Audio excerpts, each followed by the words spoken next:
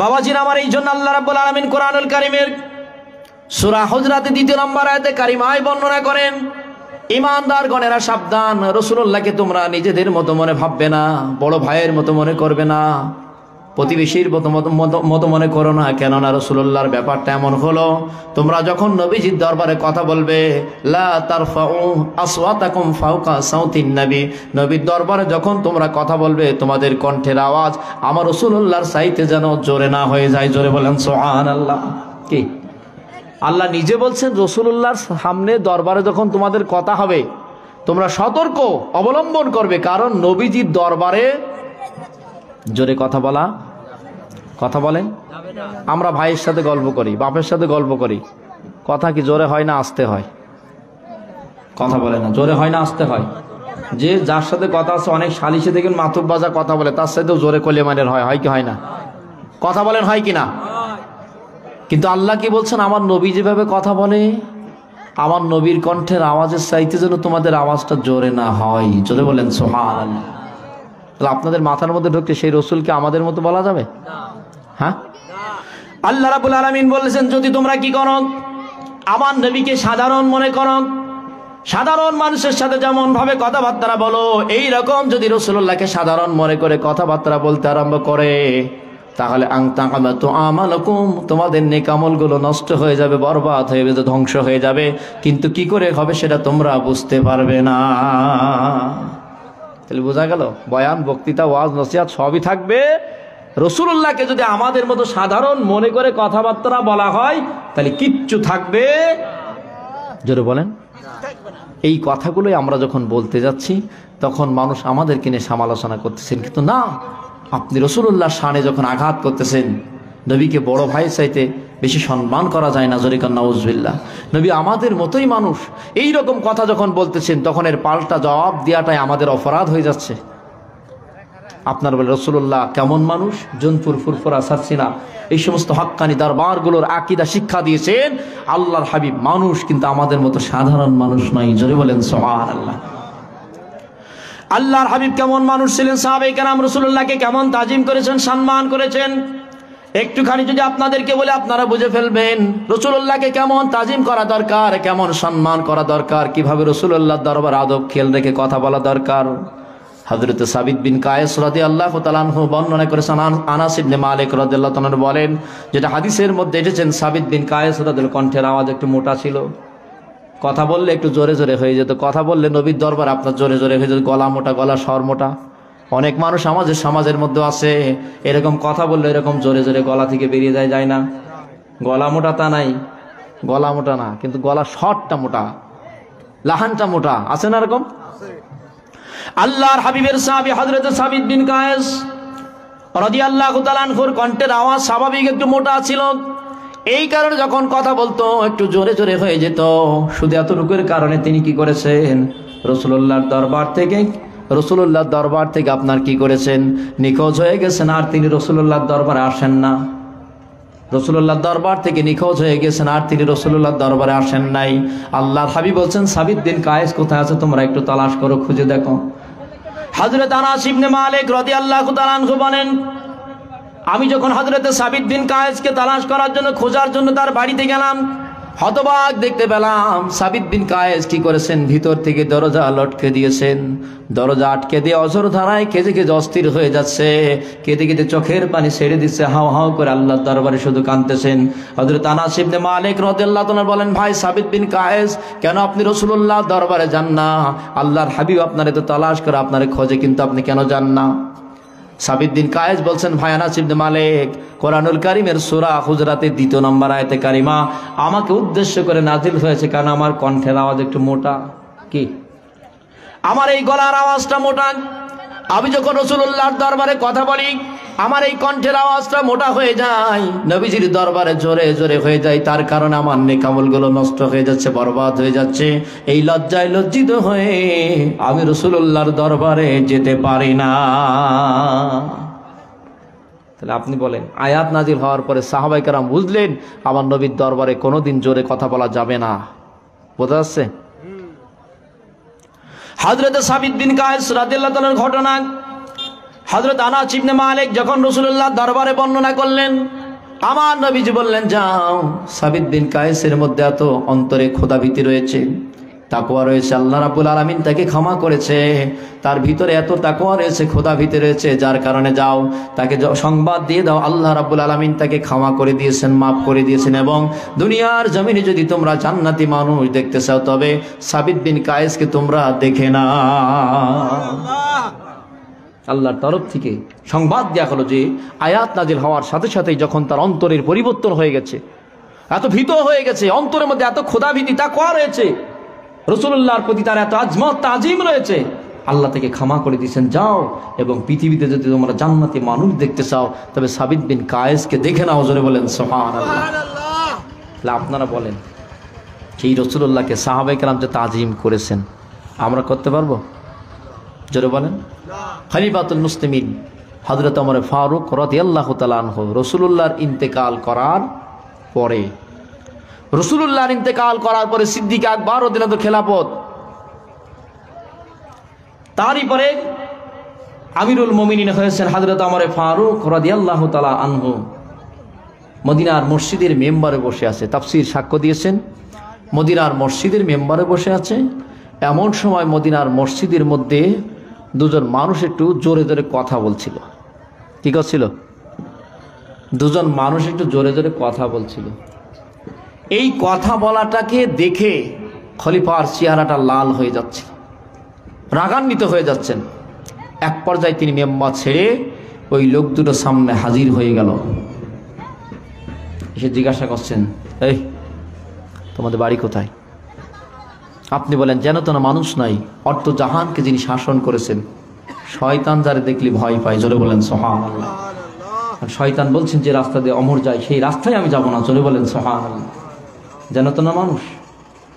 কোরআনুল কারীমের একাধিক আয়াতে কারিমা খলিফাতুল মুসলিমিন যেই দিকে রায় দিয়েছেন সেই পক্ষে আল্লাহ নাজিল করেছেন, তিনি যে মতামত দিয়েছেন সেই সপক্ষে আমার আল্লাহ আয়াতে কারিমা নাজিল করেছেন, যেন তো না মানুষ নয়, অর্ধ জাহান শাসন করা খলিফাতুল মুসলিমিন। লোক দুটো সামনে গিয়ে যখন বলছেন তোমাদের বাড়ি কোথায়, কথা শুনে লোক দুটো আপনার কি হতভম্ব হয়ে গেছে, ভয় পেয়ে গেছে। তারা আস্তে আস্তে বলছেন, হুজুর আমাদের বাড়ি হচ্ছে তায়েফে। কোথায়? বাড়ি হচ্ছে তায়েফে। খলিফাতুল মুসলিমিন বলছেন, তায়েফের অধিবাসীরা তোমরা শুনে রাখো, বাড়ি যদি তোমাদের তায়েফে না হয়ে এই মক্কা বা মদিনায় হতো তাহলে আমি ওমর তোমাদের জন্য কঠিন শাস্তির ব্যবস্থা করতাম। কেননা তোমাদের কি জানা নেই, এই মদিনার মসজিদের পাশেই দিন দুনিয়ার বাদশা হাবিবুল্লাহ নবীকুলের সম্রাট নবী মুহাম্মদ রাসূলুল্লাহ শুয়ে রয়েছে। যদি তোমরা তায়েফের অধিবাসী না হয়ে মক্কা মদিনার হতে তাহলে তোমাদের জন্য কঠিন শাস্তি দিতাম। এতটুকু কথা বোঝা গেল। খলিফা ওমর রাদিয়াল্লাহু আনহু বলছেন যে দেখো, তোমাদের কি জানা নেই মসজিদের পাশেই দিন দুনিয়ার বাদশা শুয়ে আছেন। জোরে বলেন সুবহানাল্লাহ। মুর্দা হয়ে গেছেন, রাসূলুল্লাহ রওজার কাছে যাওয়ার কোনো দরকার নাই। জোরে কোন নাউজুবিল্লাহ। আর জোরে বলেন নাউজুবিল্লাহ। এই আকীদা শেখানো হচ্ছে, নবী মরে মুর্দা হয়ে গেছে, রাসূল রওজার কাছে গিয়ে লাভ কি? রাসূল কিয়ামতের দিনে নফসি নফসি করবে। জোরে কোন নাউজুবিল্লাহ মিন যালিক। নাসিরউদ্দিন আলবানী বলেছেন যে আমার যদি ক্ষমতা থাকতো তাহলে রাসূলুল্লাহর হাড় হাড্ডিগুলো তুলে আমি বাইরে ফেলে দিতাম। জোরে কোন নাউজুবিল্লাহ মিন যালিক। হ্যাঁ, কত বড় কথা।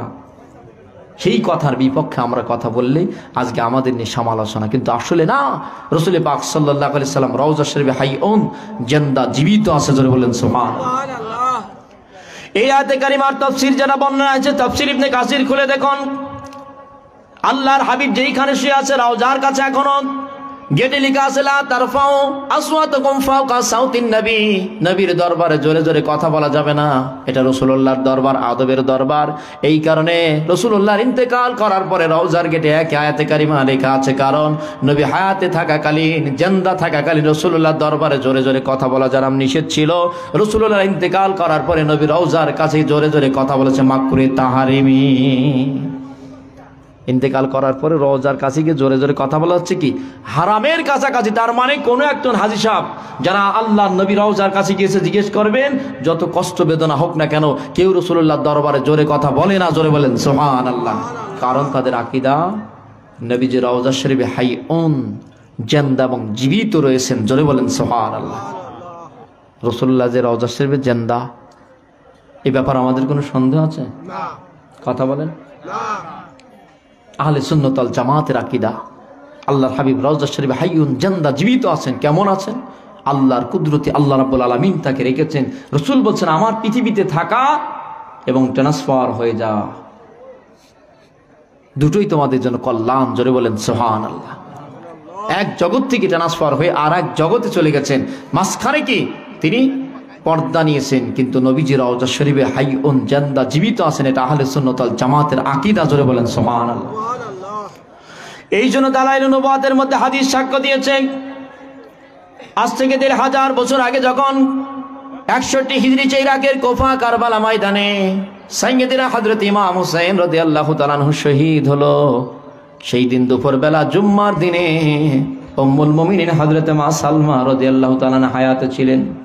মা সালমা রাদিয়াল্লাহু তাআলা আনহার ঘরে আল্লাহর হাবিব মাটি দিয়েছিল, তাকে বলেছিল মাটিটা সংরক্ষণ করে রাখো, যেদিন দেখতে পাবে মাটি গলে গেছে, লাল হয়ে গেছে, সেদিন বুঝবে আমার নয়নের নাতি ইরাকের কুফা কারবালায় শহীদ হয়ে গেছে। এই 10 মুহররম শুক্রবার দুপুরবেলা উম্মুল মুমিনিন হযরত আয়েশা সিদ্দিকা ঘুম থেকে উঠে কাঁদছেন। হঠাৎ করে কান্নার আওয়াজ পেয়ে দাসীটা তার নিকটবর্তী হয়ে গিয়ে বলছেন, উম্মুল মুমিনিন কি হলো আপনার? এই অযথা সময় আপনি এমন করে কাঁদতেছেন কেন? কষ্ট লেগেছে কি বেদনা লেগেছে আপনি কাঁদতে শুরু করেছেন? কারণ একজন বয়স্ক মানুষ যদি আপনাকে হঠাৎ করে রাস্তায় কান্নাকাটি করে, তাহলে পাশের লোকজন তারা জিজ্ঞেস করবে কি করবে না? কথা বলেন, কি হলো বেচারা লোকটা কান্দে কেন? কারণ বাচ্চা ছেলে কোলে কেউ অত মানুষ মার করবে না। একটা বয়স্ক মানুষ যদি কান্না শুরু করে তাহলে নিশ্চয়ই জিজ্ঞাসা করবে কি হয়েছে ভাই, কি কষ্ট লেগেছে, তোর জিজ্ঞেস করবে না? দাসী জিজ্ঞাসা করলেন, উম্মুল মুমিনিন এই দুপুরবেলা আপনার কি কষ্ট লেগেছে, কি বেদনা লেগেছে, যার কারণে আপনি কাঁদতে আরম্ভ করে দিয়েছেন? উম্মুল মুমিনিন হযরত মা সালমা বলছেন, শুনে রাখো, আমি কিছুক্ষণ পূর্বে আমি ঘুমিয়েছিলাম, ঘুমের মধ্যে আমি আমার রাসূলুল্লাহকে স্বপ্নের মধ্যে দেখেছি। কোথায় দেখেছে? বলছে আমি আমার স্বপ্নের মধ্যে রাসূলুল্লাহকে দেখলাম। কারণ নবী যাকে স্বপ্ন দেখবে, বারহাক সত্য দেখবে, শয়তান কোনোদিন নবীর সুরত ধরতে পারবে না। জোরে বলেন সুবহানাল্লাহ। শয়তান সুরত ধরতে পারবে? আমার আপনার সুরত ধরে মানুষকে ওয়াসওয়াসা দেয়, ধোঁকা দেয়, কিন্তু শয়তানের জন্য এই নোটিশ, আমার রাসূলুল্লাহর সুরত কোনোদিন ধরতে পারবে না। জোরে বলেন সুবহানাল্লাহ। সেই রাসূল কেমন? আমাদের মতো? কথা বলেন আমাদের মতো? কিন্তু তাফসীরুল কোরআন মাহফিলের নামে সেই আকীদা আজকে মানুষকে শেখানো হচ্ছে। এটাই তো আমাদের কষ্টের কথা। বাবাজিরা আমার, হযরত মা সালমা রাদিয়াল্লাহু তাআলা আনহা বলেন, আমি ঘুমের মধ্যে আমার রাসূলুল্লাহকে স্বপ্নে দেখলাম, কিন্তু আফসোসের ব্যাপার আমার রাসূলুল্লাহর নূরের চেহারার মধ্যে আমি ধুলো বালি চিহ্ন দেখলাম। রাসূলুল্লাহর জিসম মোবারকের মধ্যে ধুলো বালি লেগে আছে। আমি আমার নবীকে জিজ্ঞাসা করলাম, ইয়া রাসূলুল্লাহ আপনার নূরের চেহারার মধ্যে কেন ধুলো লেগে আছে, বালি লেগে আছে? আল্লাহ নবী ডাক দিয়ে বলছেন, উম্মে সালমা তোমার কি মনে নেই আজকে হলো পবিত্র মুহররমের 10 তারিখ, আজকে হলো পবিত্র মুহররমের 10 তারিখ ইরাকের কুফা কারবালা ময়দানে আমার নয়নের নাতি ইমাম হুসাইনকে তরবারি লাগানো হয়েছে গলদেশে। আমার উম্মতের মুনাফিকেরা আমার নয়নের নাতির গলদেশে যখন তরবারি লাগেছে, আমার নাতি স্থির থাকতে পারে নাই, স্থির থাকতে পারে নাই, তাই নানা নানা বলে চিৎকার করতে আরম্ভ করেছে, যার কারণে আমি রাসূলুল্লাহর রওজায় স্থির থাকতে পারি না। আল্লাহর হাবিব বলছেন, উম্মে সালমা শুনে রাখো, আমার নয়নের নাতির গলদেশে যখন তরবারি লাগানো হলো, আমার নয়নের নাতি যখন নানা নানা বলে চিৎকার করেছে, আমি রাসূলুল্লাহর রওজায় থাকতে পারি নাই, যার কারণে ইরাকের কুফা কারবালা ময়দান থেকে 1000 কিলোমিটার হলে ইরাকের কুফা কারবালা মদিনাতুল মুনাওয়ারা থেকে রাসূল বলছেন সেইখানে আমি নিজে হাজির হয়েছি, শাহাদাতের দৃশ্য নিজে চোখে দেখেছি এবং আমার নয়নের নাতিকে আমার দেহের সাথে আমি জড়িয়ে ধরেছি। রাসূল বলছেন আমি আমার নয়নের নাতিকে জড়িয়ে ধরেছি জিসমের সাথে, যার কারণে ইরাকের কারবালার মাটি আমার দেহের সাথে লেগে আছে। জোরে বলেন সুবহানাল্লাহ। আপনারা বলেন সেই রাসূল আমাদের মতো? আমাদের মতো? জোরে বলেন। রাসূল কেমন মানুষ ছিলেন, স্বতন্ত্র মর্যাদা আল্লাহ তার জন্য দিয়েছেন। কোরআনুল কারীম সাক্ষ্য দিয়েছেন, তাবাকাত ইবনে সাদের মধ্যে এসেছেন, আল্লাহর হাবিব যখন আবু কুবাইস পাহাড়ের কাছে দাঁড়িয়েছিল, কোরআনুল কারীমের আয়াত দ্বারা আল্লাহ সাবিত করেছেন, চন্দ্র যখন দ্বিখণ্ডিত হয়ে গেল, কি হলো? আবু কুবাইস পাহাড়ের কাছে দাঁড়িয়ে আছে, আর আবু জেহেল বলছেন যে ভাতিজা জমিনে অনেক কিছু তুমি করলে, দেখালে, কিন্তু এই আসমানের এই যে কি চন্দ্রটাতে দেখা যায়, এটা কি তোমার কথা শোনে? সারা কমরের তফসিরে যেটা বর্ণনা এসেছে, রাসূলুল্লাহ বলছেন কি করতে হবে বলো। তা বলছেন ভাতিজা তুমি ওই চাঁদটা দেখা যায় না, একটু দুভাগ করে দাও দেনি। আপনি বলেন আমার মতো মৌলবী আর আপনারা সারা জীবন সাধনা করলে আকাশে চাঁদ কোনোদিন দুই ভাগ হবে? কথা বলেন। যারা বলছে রসুল জামু তাই, যারা এই কথাগুলোই বলছেন তারা জীবনে সাধনা করলে এটা কি কোনোদিন হবে? জোরে বলেন। আল্লাহর হাবিব দিন দুনিয়ার বাদশাহ নবীকুলের সম্রাট নবী আমার আবু কুবাইস পাহাড়ের কাছ থেকে এই আঙ্গুলটাকে ইশারা করেছিল। আঙ্গুলটা ইশারা করার সাথে সাথে আকাশের ওই চাঁদটা দুই দিকে সরে গেল, দ্বিখণ্ডিত হয়ে গেল। হিন্দুস্তানের একজন মানুষ ছিল, ইতিহাস সাক্ষ্য দিয়েছে, এর নাম হচ্ছে রতনলাল হিন্দি। নাম কি? রতনলাল হিন্দি। তিনি পাহাড়ে টিলায় বসেছিল, পাহাড়ে টিলায় বসাকালীন দেখলেন হঠাৎ করে আকাশের চাঁদটা দুই দিকে সরে গেল, কিছুক্ষণ পরে আবার একত্রিত হয়ে জায়গায় মিলে গেল। জোরে বলেন সুবহানাল্লাহ। হিন্দুস্তান থেকে তিনি দৃশ্যটা দেখলেন। আবু কুবাইস পাহাড়ের কাছে রাসূলুল্লাহ আঙ্গুল ইশারা করেছেন, চাঁদ দুই দিকে সরে গেছে, দুখণ্ড হয়ে গেছে। আর হিন্দুস্তানের মাটি থেকে ওই রতনলাল হিন্দি ঘটনাটা দেখে ফেললেন। দেখার পরে সাথী সঙ্গীদেরকে বলছেন আমি এই দৃশ্য দেখলাম, এটা কেমন করে হতে পারে, এটা কেমন করে হতে পারে। কিন্তু রতনলাল হিন্দি যখন জানতে পেরেছে আপনার আরব থেকে কিছু মানুষ তারা আপনার ব্যবসার জন্য আসে, তাদের কাছে তথ্য নিল, খবর পেল, হিন্দুস্তান থেকে খবর পেয়েছে মদিনাতুল মুনাওয়ারায় আপনার মক্কা নগরীতে একজন নবী আরবে জন্মগ্রহণ করেছে। আরবে একজন নবী জন্মগ্রহণ করেছে, সেই নবীর আগমনের কারণে এমনটা হতে পারে। জোরে বলেন সুবহানাল্লাহ। ধর্মের পণ্ডিত যারা ছিল, আপনার তাওরাত জব্বুর কিতাব যারা পড়েছে, বিভিন্ন বেদ যারা পড়েছে, রামায়ণ মহাভারত যারা পড়েছে, তারা এই রাসূলুল্লাহর জীবন সংক্রান্ত ব্যাপারগুলো জানে। আরবের পণ্ডিত শুধু তা নয়, হিন্দু ধর্মের বড় বড় পণ্ডিতেরা তারা রাসূলুল্লাহর আগমন সম্পর্কে জানান, কারণ হিন্দুদের বেদের মধ্যে রাসূলুল্লাহর আগমন সম্পর্কে লেখা আছে। জোরে বলেন সুবহানাল্লাহ। কি রাসূলুল্লাহর আগমন কেমনটা হবে হিন্দু ধর্মের পণ্ডিতেরা সেটাও জানে। দাশা শুক্লপক্ষের চিঠিতে একজন মহামানবের জন্ম হবে, হিন্দুদের বেদের মধ্যে এই কথাগুলো লেখা আছে। জোরে বলেন সুবহানাল্লাহ। এই কারণে ধর্ম যাজকের পণ্ডিতেরা বলছেন হ্যাঁ, আমাদের রামায়ণ মহাভারত বাইবেল গীতা যে সমস্ত কিতাবগুলো আছে, এই ধর্মশাস্ত্রের মধ্যে একজন মহামানবের কথা লেখা আছে। এই মানুষটা দুনিয়ার সাধারণ মানুষ হবে না, তিনি যে আঙ্গুল ইশারা করে আকাশের চাঁদ পর্যন্ত দুই ভাগ হয়ে যেতে পারে। রতনলাল হিন্দি আরব থেকে কিছু মানুষ আসছে ব্যবসা করার জন্য হিন্দুস্তানে, তাদেরকে যে সংবাদ দিল হ্যাঁ আরব একজন নবী আগমন করেছে, আব্দুল্লাহর ঘরে একজন মানব পৃথিবীতে এসেছেন, রাসূলুল্লাহ জন্মগ্রহণ করেছেন, তার নাম হচ্ছে মুহাম্মদ সাল্লাল্লাহু আলাইহি ওয়াসাল্লাম। জোরে বলেন সুবহানাল্লাহ। এই কারণে আপনার কি এই রতনলাল হিন্দি চিন্তা করলো সেই নবীকে আমার দেখা চাই, সেই নবীর সাথে আমার সাক্ষাৎ চাই। এই চিন্তা করে রতনলাল হিন্দি হিন্দুস্তান থেকে তিনি রওনা করেছেন মদিনাতুল মুনাওয়ারার পথে। তার মানে প্রথম আরব এসেছেন মক্কা নগরীতে। মক্কা নগরীতে যখন আপনার কি পৌঁছেছেন কয়েকদিন হাঁটার পরে, দীর্ঘদিন হাঁটার পরে যখন আপনার কি আরবে পৌঁছলেন, মক্কা নগরীতে ঢোকার পরে খবর পেলেন রাসূল আর মক্কা নগরীতে নেই, তিনি হিজরত করে মদিনা মুনাওয়ারায় চলে গেছে। নাম কি? রতনলাল হিন্দি। নাম কি? রাসূলুল্লাহ দেখা পাওয়ার জন্য। কারণ যার আঙ্গুলের ইশারার কারণে আকাশের চাঁদ দুভাগ হতে পারে, তিনি সাধারণ মানুষ নয়, অসাধারণ ব্যক্তিত্ব তিনি। সেই নবীর কাছে আমাকে যেতে হবে, তার দর্শন নিতে হবে। এই চিন্তা করে রতনলাল হিন্দি যখন আরবে আসলেন, আসার পরে খবর পেলেন রাসূলুল্লাহ আপনার কি হিজরত করে মদিনায় চলে গেছে। এই কারণে মক্কা নগরী থেকে আবার সরাসরি রওনা করেছেন কোথায়? মদিনাতুল মুনাওয়ারায়। ইতিহাস সাক্ষ্য দিয়েছে রতনলাল হিন্দির জীবনীতে এসেছে এই মানুষটা গিয়েছে রাসূলুল্লাহর মসজিদের কাছে পৌঁছে গেছেন মদিনা মুনাওয়ারায়। মদিনা মুনাওয়ারায় পৌঁছানোর পরে, কারণ হিন্দু মানুষ তো কি মসজিদের মধ্যে ঢুকতে এখতিয়ার পাচ্ছে না, কি মসজিদের মধ্যে ঢুকতে এখতিয়ার পাচ্ছেন না। কিন্তু রাসূলুল্লাহ জিশায় উপলব্ধি করেছেন, সিদ্দিক আকবরকে বলছেন যাও, এই বাইরে একটা লোক দাঁড়িয়ে আছে। কি আছে? বাইরে একটা লোক দাঁড়িয়েছে, তার নাম হচ্ছে রতনলাল হিন্দি, এসেছেন হিন্দুস্তান থেকে। কোথা থেকে? হিন্দুস্তান থেকে এসেছে। ওই লোকটারে আমার কাছে ডেকে নিয়ে আসো। জোরে বলেন সুবহানাল্লাহ। আপনি বলেন রতনলাল যাওয়ার আগে রাসূলুল্লাহকে আল্লাহ জানিয়ে দিয়েছেন, এটা পারে কি পারে না? জোরে বলেন। আল্লাহ তার হাবিবকে জানিয়েছেন কিয়ামত অবধি যা ঘটে যাবে। এই জন্য রাসূলুল্লাহর ইলমের সাথে পৃথিবীর মানুষের কোনো ইলমের তুলনা হবে না, কোরআনুল কারীম যেটা সাক্ষ্য দিয়েছেন, আর রহমান আল্লামাল কোরআন খলাকাল ইনসান আল্লামাহুল বায়ান। এই বায়ানের তাফসির কারো লিখেছেন কিয়ামত অবধি যা কিছু ঘটবে আল্লাহ তার হাবিবকে জানিয়ে দিয়েছেন। জোরে বলেন সুবহানাল্লাহ। রাসূলুল্লাহকে আল্লাহ জানিয়েছেন। আপনি বলছেন রাসূলুল্লাহর এই জ্ঞান ছিল না, নাউজুবিল্লাহ, নবী এ জানতো না তা জানতো না। আজকে তাফসির মাহফিলের নামে এইটাই মানুষকে শেখানো হচ্ছে। চিন্তা করেছেন? আল্লাহর হাবিব যখন সিদ্দিক আকবরকে বললেন, সিদ্দিক আকবর বাইরে চলে আসলেন, নাম ডাকতেছেন, আরে এখানে রতনলাল নামে কোনো ব্যক্তি আছে নাকি?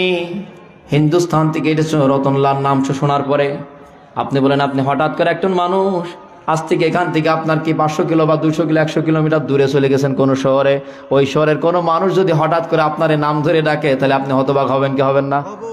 হ্যাঁ, অবাক হয়ে যাবেন যে কিনা আমি জানে করেছি না কি করে নাম ধরে ডাকতেছে। সিদ্দিক আকবর বলছেন এখানে রতনলাল নামে কেউ আছে? হতবাক হয়েছে না, আমি হিন্দুস্তান থেকে এত কিলোমিটার দূরের পথ অতিবাহিত করে আসছি আর আপনি আমার নাম জানেন কি করে?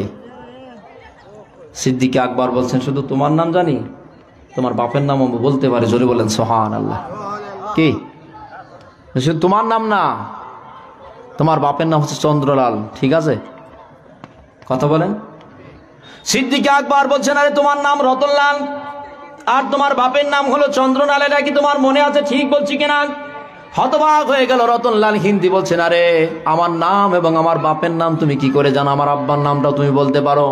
তা বলছেন এটা তো আমি জানি না, আমি বলতে পারি না, তবে আমাদের নবীগুলোর সম্রাট নবী মুহাম্মদুর রাসূলুল্লাহ আমাদেরকে বলেছেন। জোরে বলেন সুবহানাল্লাহ। সেই নবী কোথায়? তো বলছেন মসজিদের ভিতরে। চলো। রতনলাল হিন্দিকে তখন রাসূলুল্লাহর দরবারে হাজির করা হলো। রতনলাল হিন্দি রাসূলুল্লাহর কাছে গেল, যাওয়ার পরে দেখা করার পরে বলছেন হুজুর আমি এসেছি হিন্দুস্তান থেকে, আপনি এমন একটা মুজিজা আমারে দেখান যেটার উপরে আমি ঈমান গ্রহণ করতে পারি। জোরে বলেন সুবহানাল্লাহ।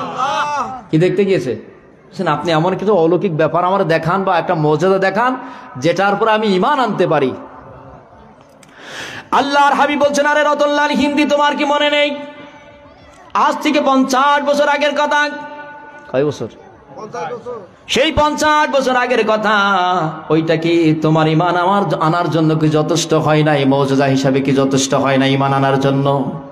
রতনলাল হিন্দি হতবাক হয়ে গেল, বলে নবী বলেন কি আপনি কি কথা বলতেছেন? তা বলছেন আজ থেকে 50 বছর অতীতে ফিরে যাও, বয়স তখন তোমার কি 30 বছর ছিল? কয় বছর? 30 বছর ছিল। সেই সময় তোমার কি কোনো ঘটনা কোনো স্মৃতি মনে পড়ে নাকি? রতনলাল হিন্দি বলছেন হ্যাঁ, আমি দেখতাম কি আরব থেকে আপনার কি হিন্দুস্তান থেকে আমি এই আরবে ব্যবসা করার জন্য আসতাম। কোথায়? হিন্দুস্তান থেকে আমি ব্যবসা করার জন্য আরবে আসতাম। একদিন আরবে এসেছিলাম, আজ থেকে 50 বছর অতীতের কথা বলতেছি। সেই সময়কার একটা কথা আমার মনে আছে, একটা বালক ছেলে, ছোট্ট বালক ছেলেকে দেখেছিলাম, কারণ একটা প্রচন্ড বৃষ্টি হলো। এই বৃষ্টির কারণে আপনার কি কিছু পানি একটা খাল বা কেনার দিয়ে আপনার কি পানি প্রবাহিত হয়ে যাচ্ছিল। ওই পানির ওই পাশে দেখলাম একটা ছোট্ট বালক একটা ঘরের কাছে বা পানির ওই পাশে দাঁড়িয়ে আছে। আমি দূর থেকে লক্ষ্য করছি একটা টিলার মধ্যে বসে ওই বালক ছেলেটা কিছু ছাগল বকরি পালন করার জন্য আপনার কি নিয়ে গিয়েছিল। ছাগলগুলো আপনার বকরিগুলো পার হয়ে গেছে, কিন্তু এই বালকটা পানির কিনারায় দাঁড়িয়েছে, তিনি আর ওর মধ্যে লাভে না। এত সুন্দর চেহারার মানুষ আমি ইতিপূর্বে কোনোদিন দেখি নাই, যার কারণে আমি টিলা থেকে ঘর থেকে আস্তে আস্তে ওই ছেলেটার কাছে অগ্রসর হলাম। জোরে বলেন সুবহানাল্লাহ। রতনলাল হিন্দি ডাক দিয়ে বলছি ইয়া রাসূলুল্লাহ, ইয়া হাবিবাল্লাহ, আমি এই বালকটাকে কি করলাম? নদীর আপনার কি খালের ওই পাড় থেকে আমার বুকের সাথে জেসেমের সাথে লাগিয়ে কোলে করে নিয়ে আস্তে করে ওই খালটারে পার করে দিলাম। জোরে বলেন সুবহানাল্লাহ। আমার রাসূল বলছেন তারপরে কি হলো? তারপরে কি হলো? রতনলাল হিন্দি বলতেছেন ওই ছেলেটা দেখলাম হাত তুলে আল্লাহর কাছে যেন কি বলতেছে। কি বললো? কি যেন বলতেছে। একবার হাত তুললো আবার নামিয়ে ফেললো, আবার হাত তুললো আবার নামিয়ে ফেললো, এইভাবে দেখলাম কি যেন হিন্দি আপনার কি আমি হিন্দুস্তানি মানুষ, তিনি আরবি ভাষায় কি যেন বলছিল, এটা আমার জানা নেই। তার মানে ওইখানে 7 বার ওই যুবক বাচ্চা ছেলেটা হাত তুললো। মাত্র 4 থেকে 5 বছর বয়স হবে মাত্র। কি ওই 4-5 বছরের বাচ্চা ছেলেটা, ওই শিশু বালক ছেলেটা আপনার কি হাত তুললো, 7 বার হাত তুলেছে। 7 বার হাত তোলার পরে আবার হাত নামিয়ে ফেলেছে। কি যেন বলেছিল আরবি ভাষা, এটা আমি জানি না, বলতে পারি না। আল্লাহর হাবিব ডাক দিয়ে বলছেন, তোমার কি মনে নেই ওই দিনে যে বাচ্চা ছেলেটারে তুমি ওই পানি থেকে এই পার থেকে ওই পার করে দিয়েছিল, সেই বাচ্চা ছেলেটাই ছিলাম আমি রাসূলুল্লাহ। জোরে বলেন সুবহানাল্লাহ। বাবা রতনলাল হিন্দি, তোমার কি মনে নেই সেই কচি বাচ্চা ছেলেরা তোমার জন্য আল্লাহর কাছে দোয়া করেছিল? আমি রাসূল সেই দিন তোমার জন্য দোয়া করেছিলাম। এই রতনলাল হিন্দি আমারে কি করেছে, পানি থেকে এই পার থেকে ওই পারে পার করে দিয়েছে, যার কারণে তোমার জন্য আল্লাহর কাছে দোয়া করলাম, আল্লাহ এই রতনলাল হিন্দির হায়াতকে তুমি বৃদ্ধি করে দাও, হায়াতকে তুমি বৃদ্ধি করে দাও। একবার হাত তুলেছে, তোমার বয়স 100 বছর বৃদ্ধি হয়েছে। জোরে বলেন সুবহানাল্লাহ। দ্বিতীয়বার হাত তুলেছে, বয়স 200 বছর বৃদ্ধি হয়েছে। এমনি করে 7 বার হাত তুলেছি। আল্লাহ তোমার, আমরা কি জোরে বলেন, হুজুকে ভাঙ্গা হয়ে যেতে, জোরে বলেন। এই জন্য বাজান আমার রাসূলুল্লাহ কেমন মানুষ ছিল, আল্লাহ তার ব্যাপারে বলছেন, খবরদার এই নবীর দরবারে যখন তোমরা কথা বলবে সাবধান সতর্ক হয়ে যাও।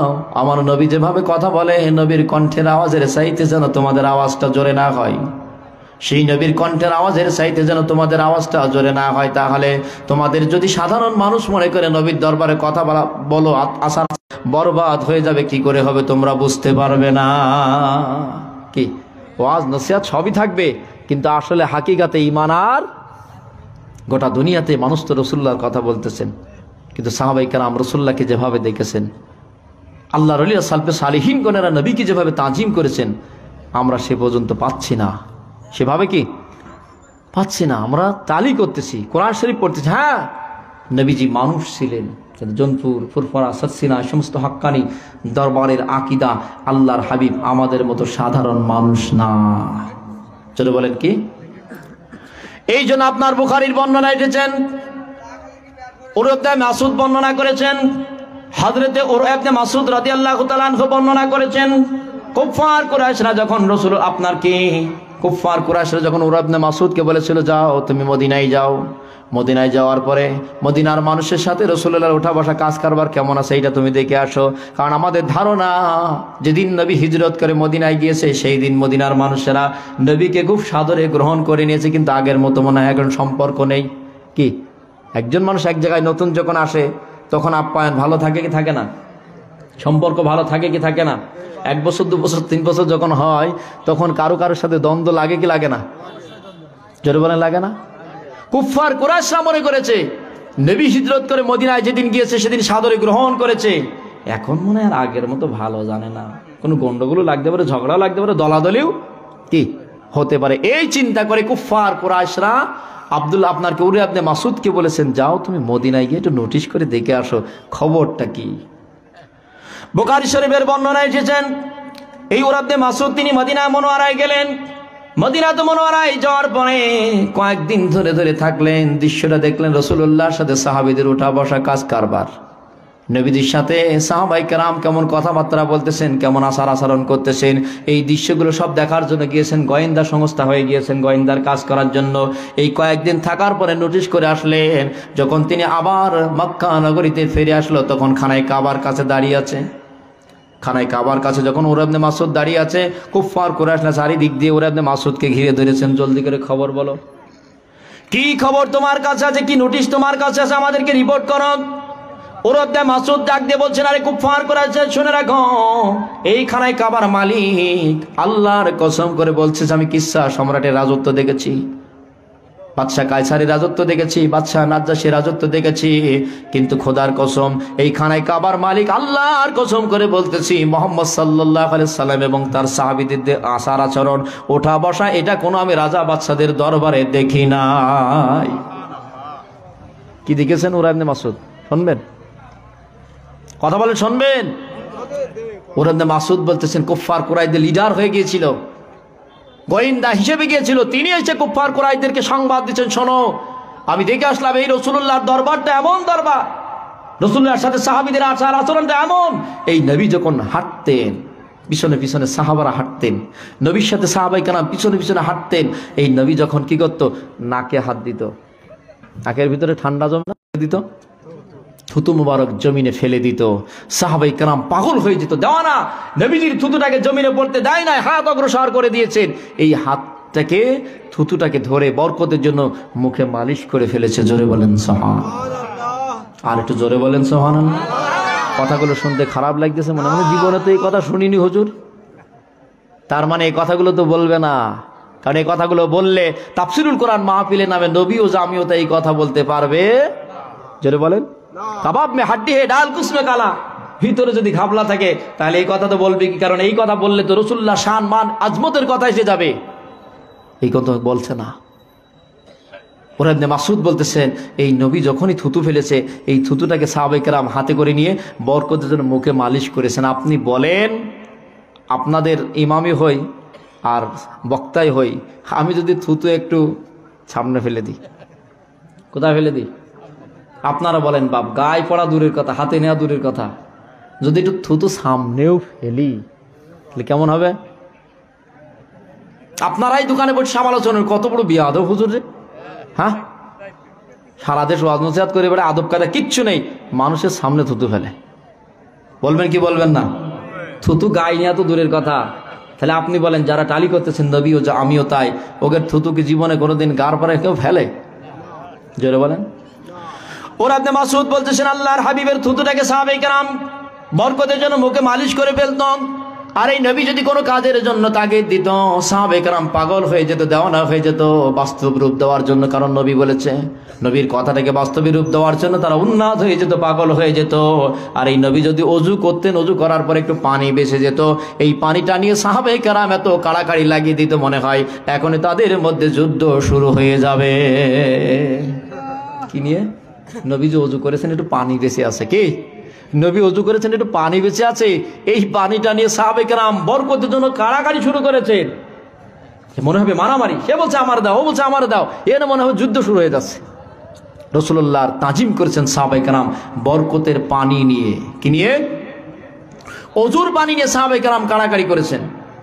রাসূলুল্লাহর থুতু মোবারক নিয়ে সাহাবায়ে কেরাম কাড়াকাড়ি করেছেন।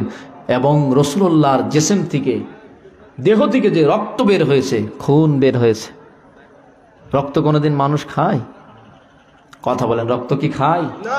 আপনি ফতোয়া কোথায় লাগাবেন? কথায় কথায় টালি করতেছেন নবী ও জামিও তাই। কিন্তু দেখেন উহুদের ময়দানে যখন রাসূলুল্লাহর মাথায় আঘাত প্রাপ্ত হলো, একটু লোহার খণ্ড রাসূলুল্লাহর মাথার মধ্যে লেগে গিয়েছিল, এটা খুব কষ্ট দিচ্ছিল নবীকে। হযরত আলী কারামকে ডাক দিয়ে বলছেন, আলী, মাথার মধ্যে একটা লোহার টুকরো ঢুকে গেছে, হেলমেটটা ভেঙে, খুব কষ্ট পাচ্ছি, বেদনা পাচ্ছি, যদি পারো একটু ওইটা মাথা থেকে বের করে দাও। কি? পাশে একজন সাহাবী হাজির ছিলেন, তিনি বলছেন, ভাই আলী, আপনার জীবনে রাসূলুল্লাহকে অনেক খেদমত করেছেন, অনেক খেদমত করেছেন, কিন্তু এই কিঞ্চিত সময় আমার দেন, আমি রাসূলুল্লাহর দেহ মুবারক থেকে মাথা থেকে যে লোহার খণ্ডটা আছে ওইটা আমি উঠিয়ে দেব, বের করে দেব। সাহাবী কি করেছেন? শক্ত করে দাঁত দিয়ে ধরেছেন, দাঁত দিয়ে লোহার খণ্ডটাকে তোলার চেষ্টা করেছেন। লোহার খণ্ড মাথা থেকে বের হয়েছে, কিন্তু সাহাবীরও কয়েকটা দাঁত ভেঙে গেছে। ফিনকি বের হলো। আপনার কি? লোহার খণ্ড বের করার সাথে সাথেই ফুনকি দিয়ে রক্ত বের হলো। আল্লাহর হাবিবের জিসম থেকে রক্ত বের হয়ে যাচ্ছে, এই রক্ত জমিনে পড়ে যাবে। হযরত মালিক ইবনে সিনান, আবু সাইদ খুদরি রাদিয়াল্লাহু তাআলা আনহুর আব্বা, তিনি দেখলেন, আরে মালিক বিন সিনান দেখতেছেন রাসূলুল্লাহর দেহ থেকে রক্ত বের হয়েছে, এই রক্তটা জমিনে পড়বে, জমিনে পড়লে আপনার কি তারপরে মানুষ পা লাগাতে পারে? এই কারণে আপনার কি মালিক ইবনে সিনান তিনি কি করলেন? জিহ্বাটাকে বের করে দিলেন। আল্লাহর হাবিবের জিসম থেকে, মাথা মোবারক থেকে যে রক্ত বের হয়েছে, খুন বের হয়েছে, এই রক্তটাকে মালিক ইবনে সিনান জিহ্বাটাকে বের করে চাটে লাগলেন। আপনার কি ছেড়ে ছেড়ে সেটা খেতে লাগলেন। রাসূলুল্লাহর আপনার কি জিসম থেকে বের হওয়া রক্ত সেটা খেয়ে ফেললো। রাসূলুল্লাহ একবার ফতোয়া দিল না, তুমি হারাম খেয়ে ফেললে। নবী যেমন কথা বললেন নাই, তুমি কি করলে? বরঞ্চ রাসূল তাকে সংবাদ দিয়ে দিল, আরে মালিক ইবনে সিনান, মালিক ইবনে সিনান, তুমি রক্ত পান করলে, আমার জিসমে রক্তটা পান করলে, নাকি তোমার জন্য জাহান্নামকে হারাম করে দিলে? তাহলে বলেন, আমাদের জিসমে রক্ত বের হলে সেই রক্তটা হারাম, পান করলে মানুষ হারাম খাবে, কিন্তু রাসূলুল্লাহ রক্ত পান করার পরে রাসূল বলছেন তোমার জন্য জাহান্নাম হারাম হয়ে গেল। জোরে বলেন সুবহানাল্লাহ। সেই রাসূলকে আমরা চিনতে পাচ্ছি না। কি কথা বলেন। একজন সাহাবী রাসূলুল্লাহর পোশাক খেয়ে ফেলেছিল, জানেন আপনারা? দালানুন নবুওয়াতের মধ্যে হাদিস আছে, দালানুন নবুওয়াতের মধ্যে হাদিস আছে। আপনি টালি করতেছেন কোরআন তাফসীরের নামে, আয়াত পড়ে পড়ে বলতেছেন হ্যাঁ ওই আয়াতের মর্মটা কি, হাকিকাতটা কি, এটা তো একবার চিন্তা করেন নাই। রাসূলুল্লাহ দরবারে হযরত উম্মে আইমান বারাকা, কি নাম, রাসূলুল্লাহর ঘরে হযরত উম্মে মা হাবিবা রাদিয়াল্লাহু তাআলার ঘরে রাসূল যখন থাকতেন, রাসূলুল্লাহর জন্য ঘরের মধ্যে ইস্তেনজা করার একটা ব্যবস্থা ছিল। রাতের বেলা অনেক সময় ঘর থেকে বের হতেন না,